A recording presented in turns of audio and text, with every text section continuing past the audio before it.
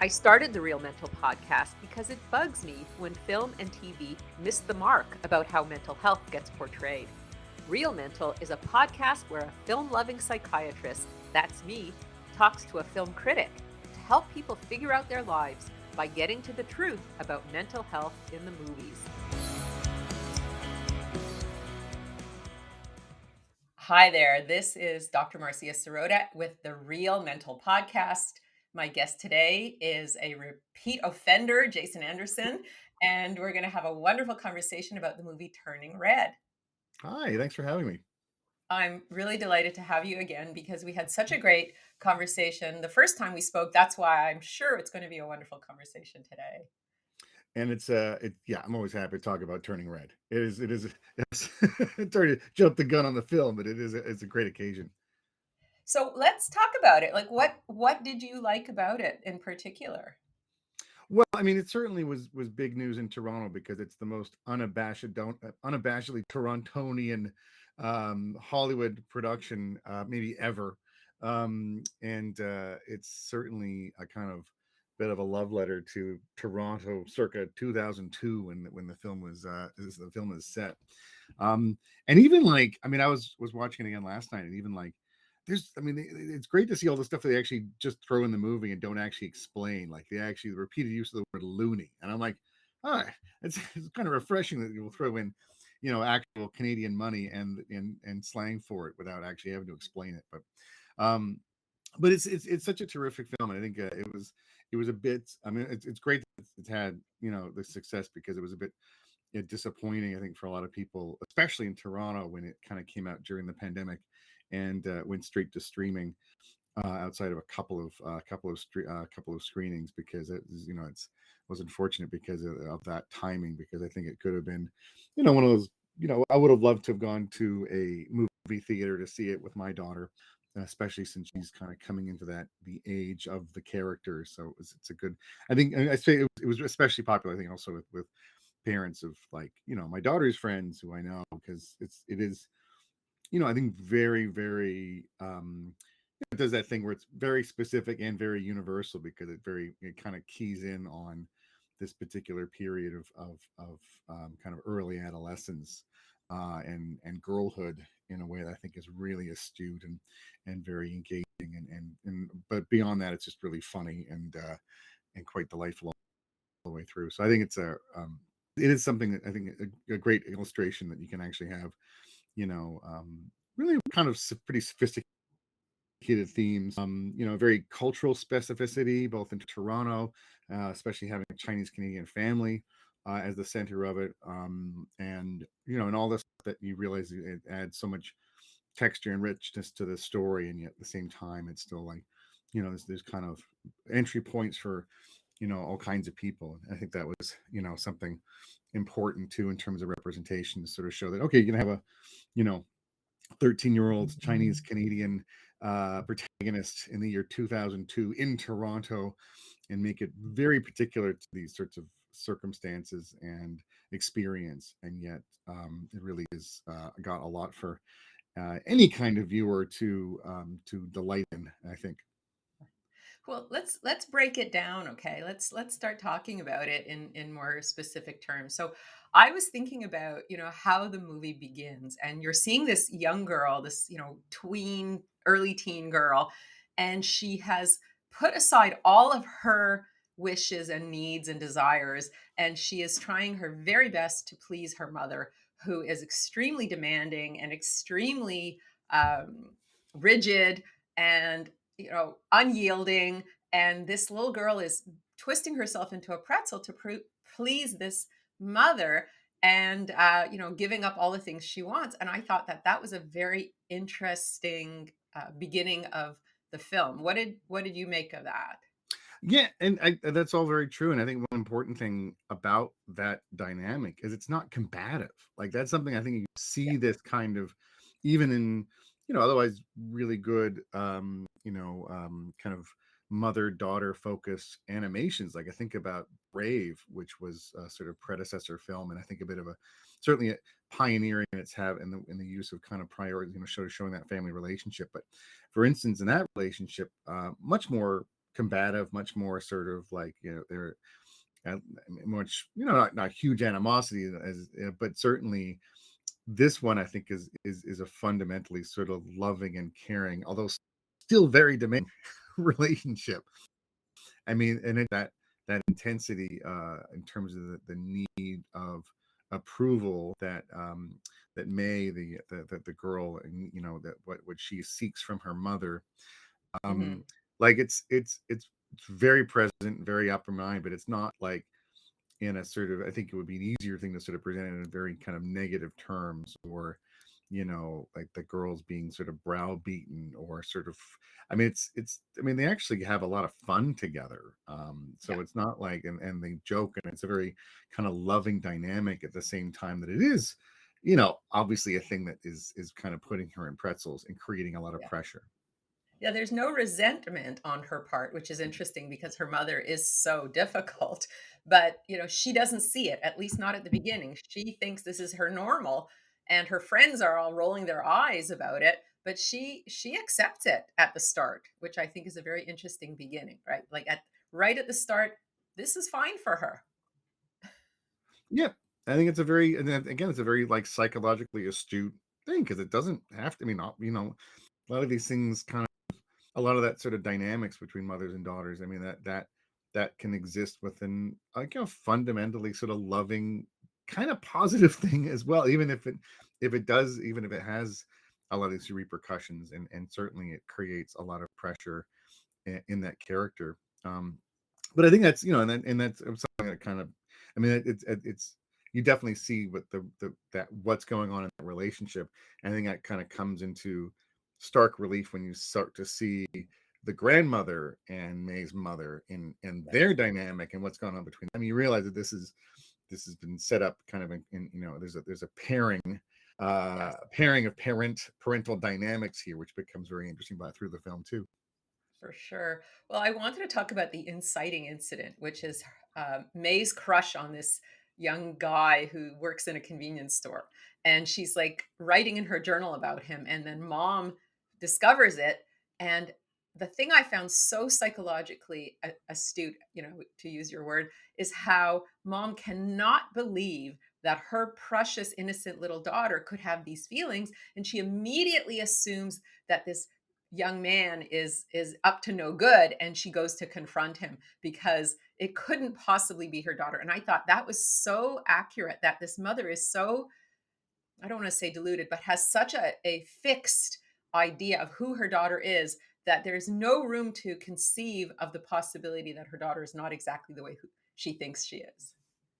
That's it. I mean, I think that's another good point, because you realize, I mean, I think everyone in a family, it's these sort of closest relationships you have, especially when you're a kid, you look at each other and see each other in very particular ways that may not have much to do with reality sometimes, and certainly aren't, that flexible a lot of the time too. And so when change like this happens, it's, I think you just see, I mean, that scene with the mother confronting the hapless teenage clerk who she thinks has sort of corrupted her daughter. I mean, kid has no idea what's going on, because it's just, I mean, the mother is not, I mean, it's just completely, you know there's no way she's going to sort of even kind of start to compute that this is thing.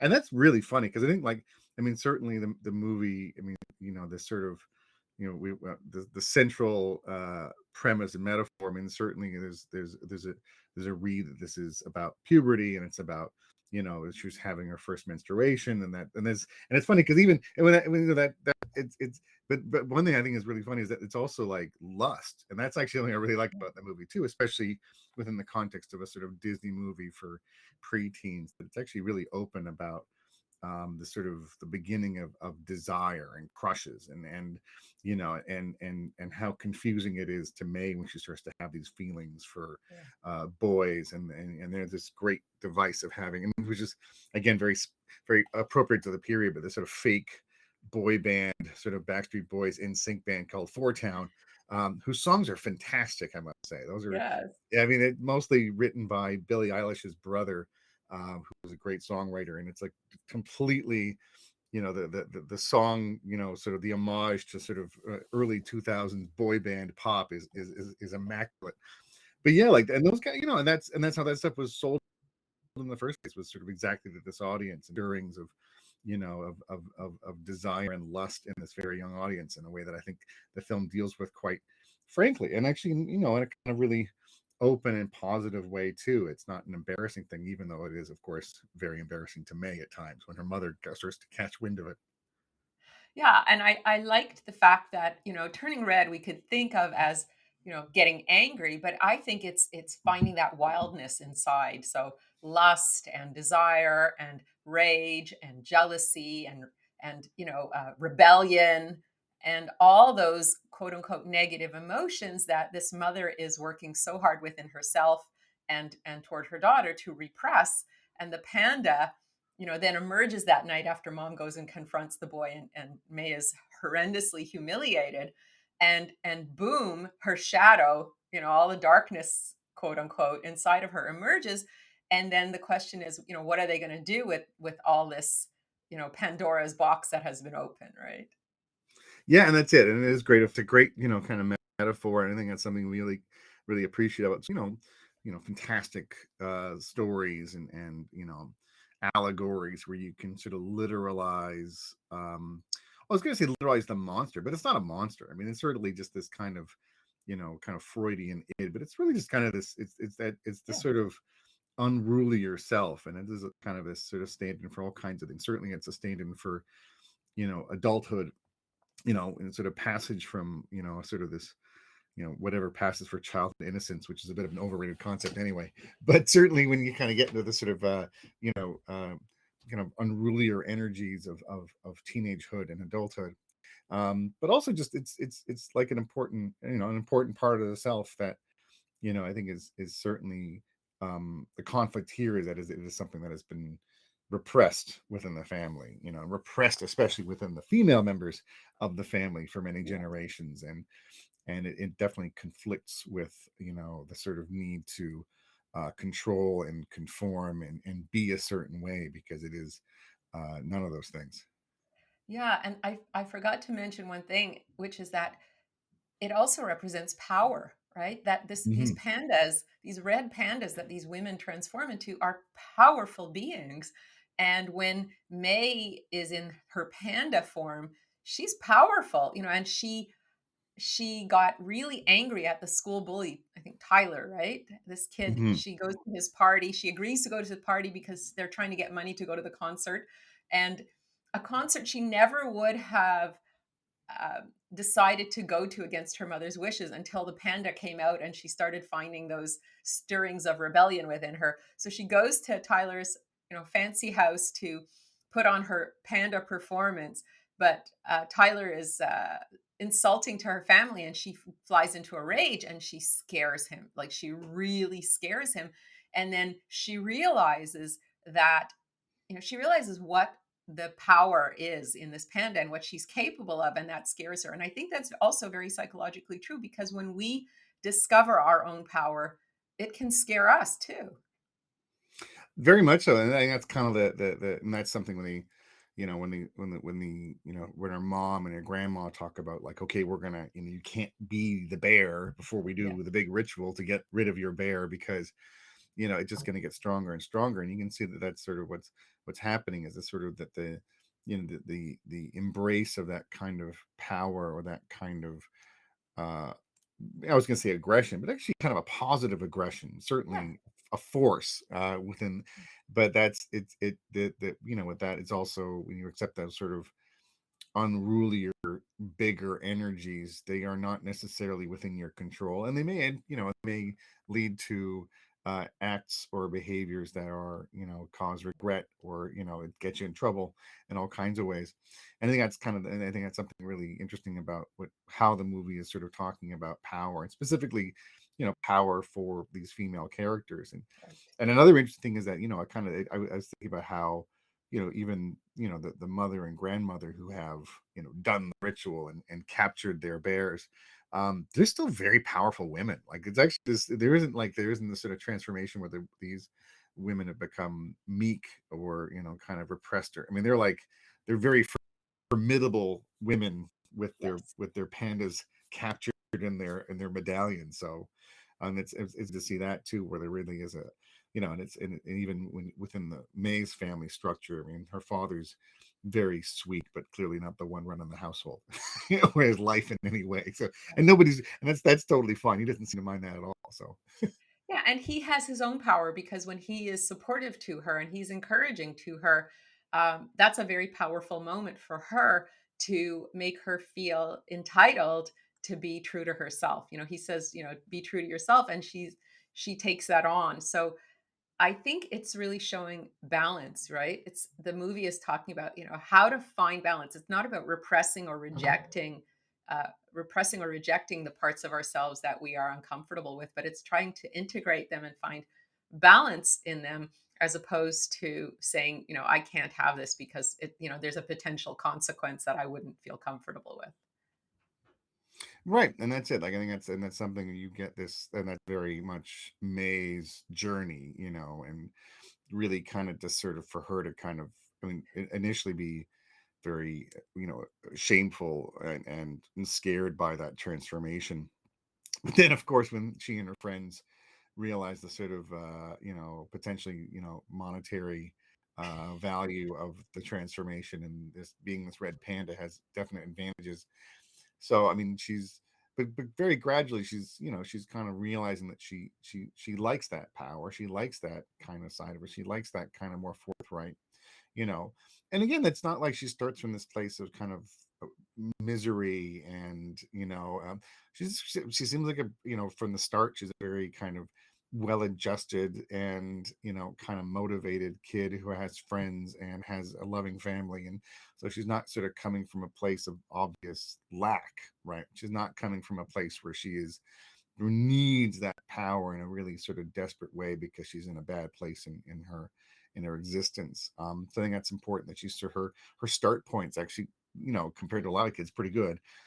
But she's also like able to kind of embrace this other part of herself, and see its value, and kind of get rid of, and kind of be independent, and kind of be more herself, and even if she's okay, or happy enough under the sort of thumb of her mother, that she also needs to assert herself and be her own person in a way that also doesn't, hopefully, I mean, I was gonna say doesn't destroy your family, but it does kind of destroy your family.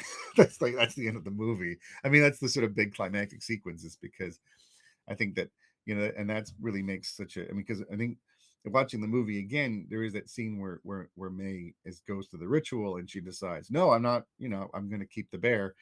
And that's like, she's kind of resolved herself. Like, she's reached that point where she's like, okay, I can take this on. I can be this more complete person by accepting this.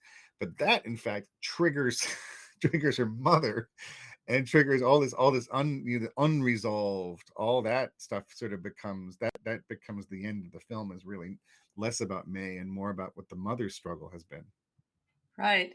And it's interesting because the mom, her panda is, it's like a Godzilla size panda.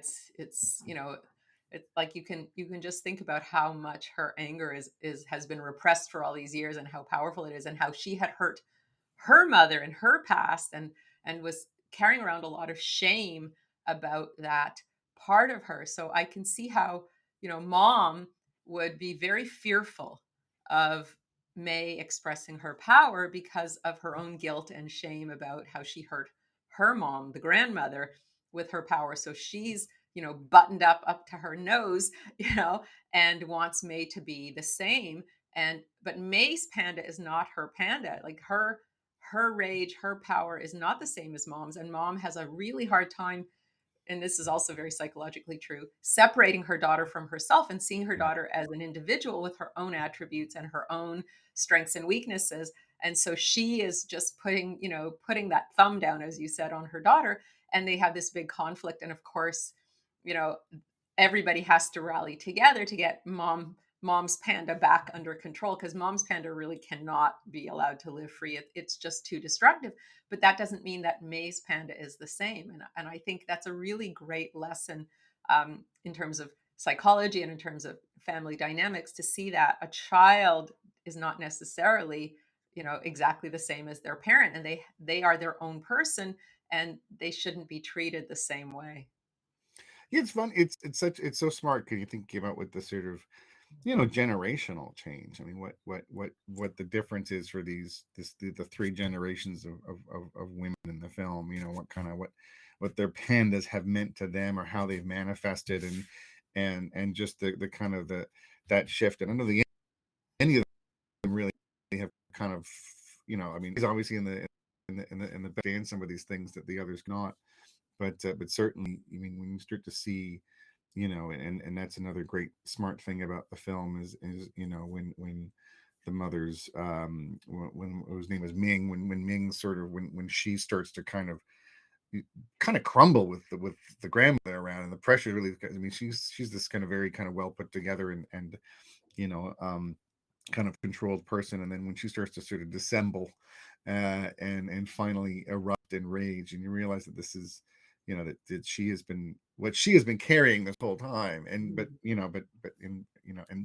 and to see that what the panda what that means to her. I mean, it's not just the panda, it's all the sort of guilt and shame about what has happened, what the impact of that on her relationship, how that kind of cost her relationship with her mother. And so all of that's it's a big volatile thing that kind of erupts in the last part of the film that I think it's kind of I think surprising. I think if you kind of come in there expecting this to be solely about this kind of 13-year-old girl's sort of journey, it's like, well, no, it's actually it's actually sort of like a couple of generations of women who really are kind of going through this at once.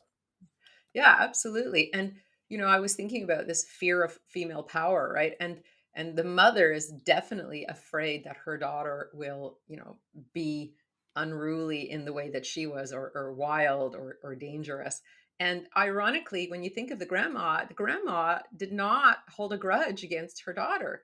Despite what had happened between them and how Ming had hurt her mom, the grandma did not carry this anger. And I think the mom's shame was so strong that she couldn't see that her mother has forgiven her and that her daughter is a separate person. So mom was so locked in her own shame, which creates a lot of rigidity, and that's so psychologically true, that she really couldn't see that it was okay between her and her mother, and she didn't have to feel so bad about herself, and also that she didn't need to try to control her daughter so much, because her daughter was not at risk of doing the same thing as she had done, and wouldn't have to carry the guilt and shame.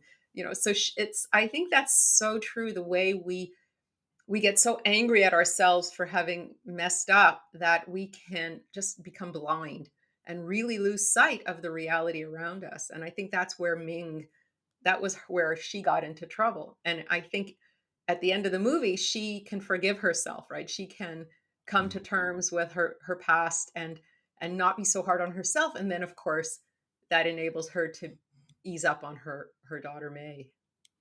Again, it's such a lovely thing to actually sort of have that all sort of transpiring within a Disney Pixar family I film, which know. is because again really like kind of thorny areas within family dynamics, and I think that's something that I'm really happy about as a parent myself, to see this sort of representation, not just culturally in terms of a sort of the diversity of background and heritage, but also just kind of like that there's that kind of to see parents in this way, and to see, because I mean, I think kids have, I think the kind of degree of sort of nuance in portrayals of young characters, I think that's been, I think we've been in a good place for that for a while in terms of kind of what you're seeing, but to actually see parents and adults within these stories be as kind of flawed and interesting and vulnerable. I think that these are all pretty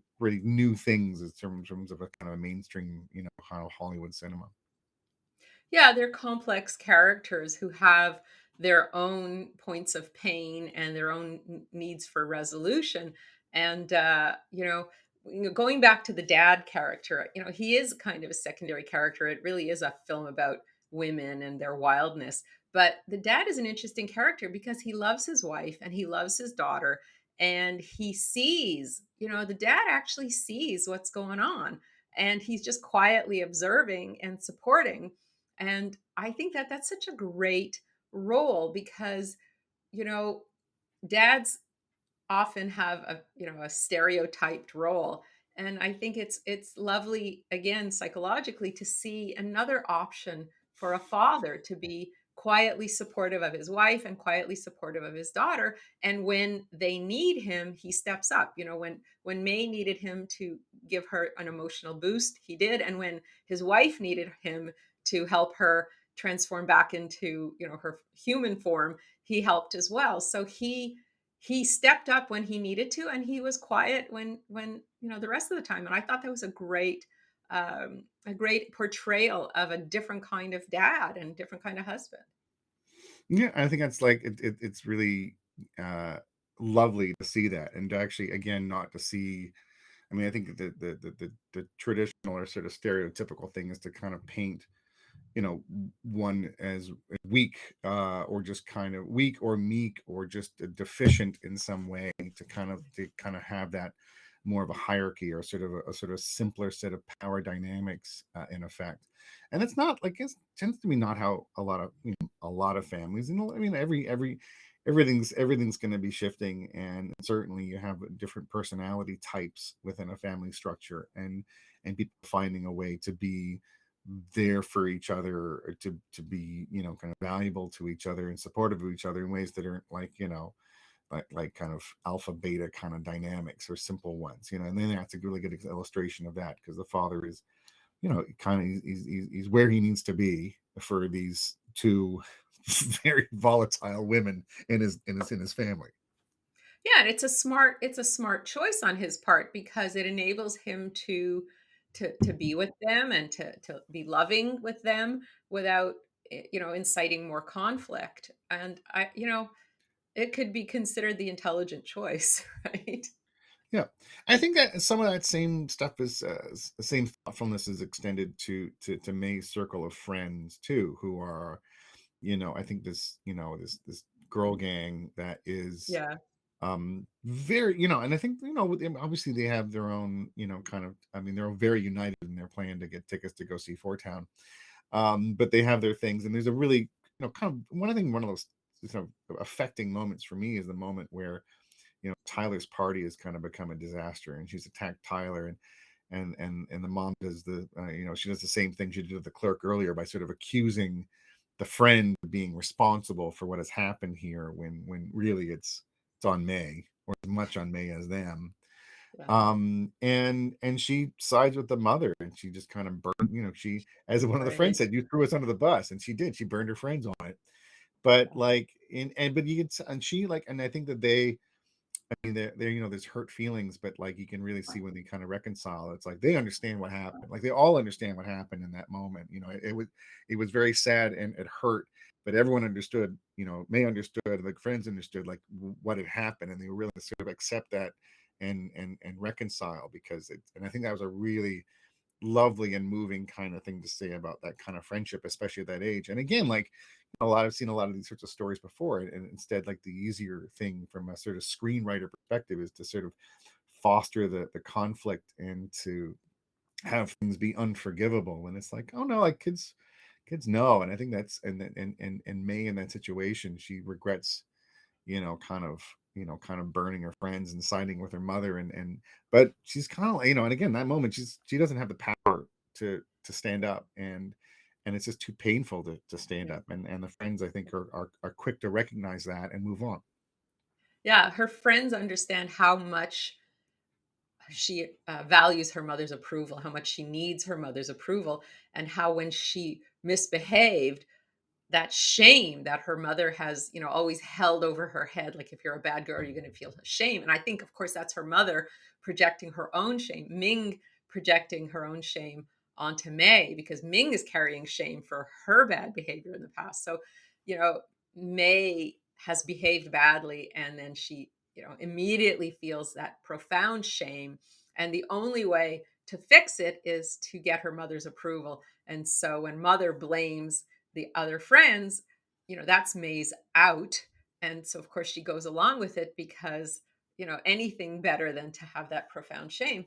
And the kids understand that, you know, her pal, her girl gang understands how they might not understand all the psychological ramifications of the dynamic, but they understand how important it is that May has her mother's, okay, right? And so they're able to let it go because probably they themselves, have their own relationships with their mothers that they are working through. And so, they're more able to understand and forgive. And I think you're right. I think instead of going for that cheap conflict, the filmmakers are going for the deeper psychological nuances, which make it much more meaningful and Yeah. more enjoyable, actually. And I think it's a testament to the courage of the filmmakers to see that you don't have to just keep regurgitating the same old tropes. You can try something more sincere, more meaningful, more psychologically astute, and audiences will eat it up. I think, and that's it. Like, I think it really is a testament to that kind of quality. And it's not that, I mean, it really, I mean, I mean, it's up for best animated feature, but I think it's as well written, as anything in the writing categories. Just, kind of just because, and I think that's something that maybe, kind of when you get to the big award season, and the Oscars, I mean, you tend to reward the sort of serious, more obvious sort of grown up fare. But it's like, I think it's harder to write well for children, and harder to write well and it's harder to write comedy too. Like, it's harder to write this stuff that's this kind of funny and breezy and engaging, but sort of has this kind of depth, And so I think this is what Domi Shi, the filmmaker, who's Chinese Canadian and grew up in Toronto, which is why it's all very Torontonian. Like, I think it's a really terrific, and you can tell it's one of these things. I think, kind of, obviously, with animated features, when they're good, they're often very, very good because of just how long and how much work it takes to make one of these. So I think you can really tell this is a script and a story that has been fine tuned and enriched greatly over this long process of making the film.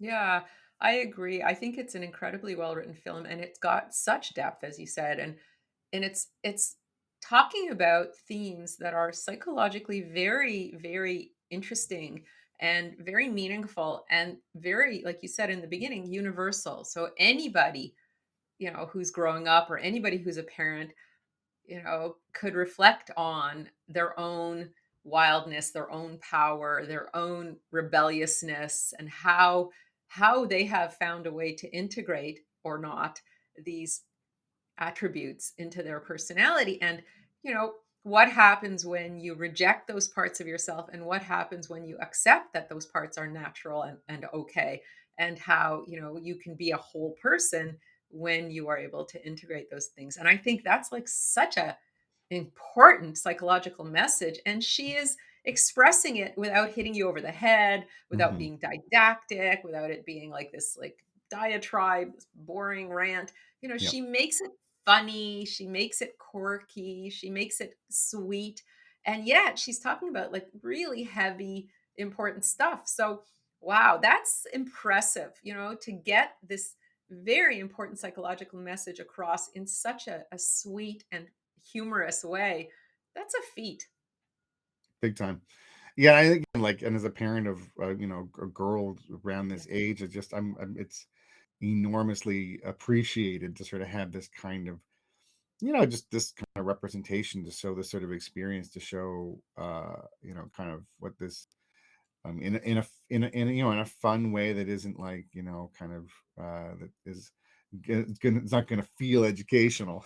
We're going to feel therapeutic. It just feels like, a very fun, engaging, moving movie. Yeah, I guess that's the best kind of art, is the kind of art that you just enjoy for its own sake. And then, you're left with some important things to think about and to consider without feeling like you've just been fed a lesson. Exactly. Yeah.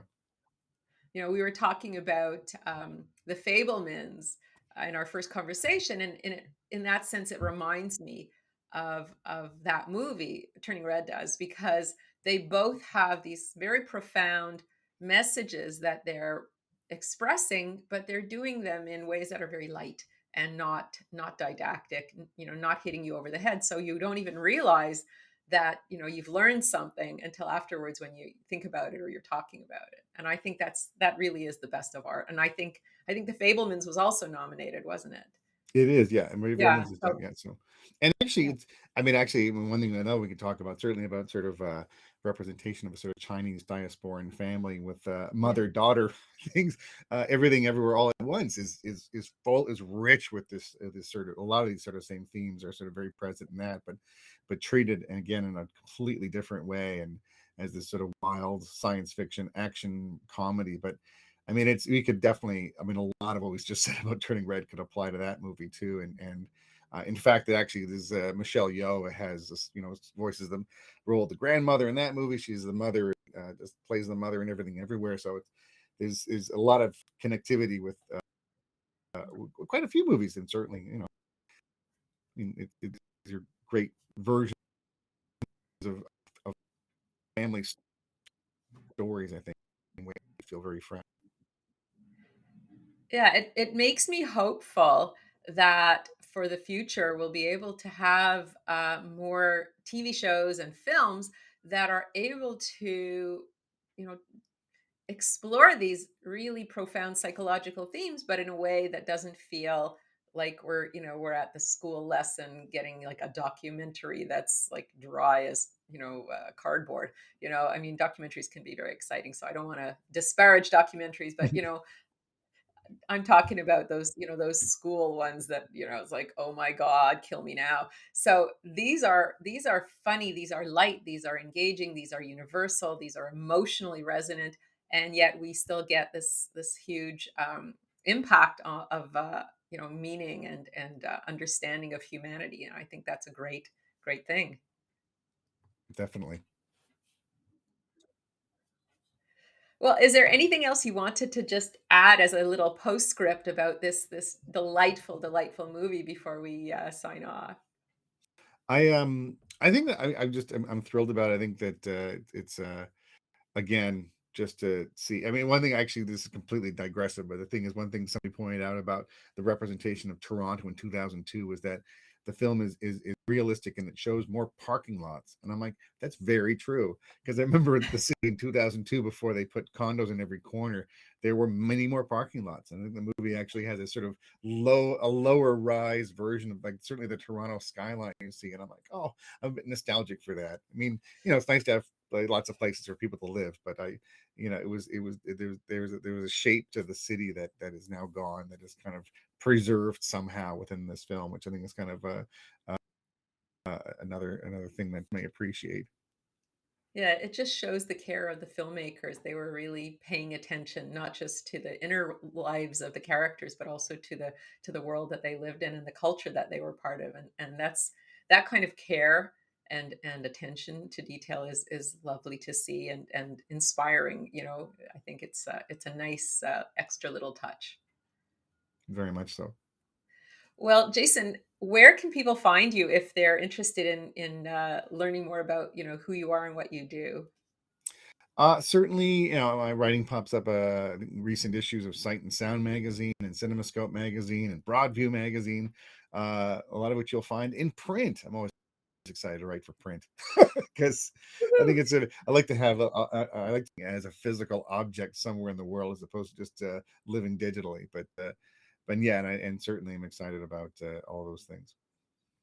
Well, the Academy Awards are coming up, so it's going to be fun to see if the films we've discussed, come up with any awards. But in the meantime, we'll keep watching and we'll keep talking about different creative endeavors. Terrific. I look forward to the next time. All right. Well, thank you, Jason. And this is Dr. Marcia Sirota talking with Jason Anderson about the wonderful film Turning Red, which is still available on streaming platforms. Bye bye. Bye bye.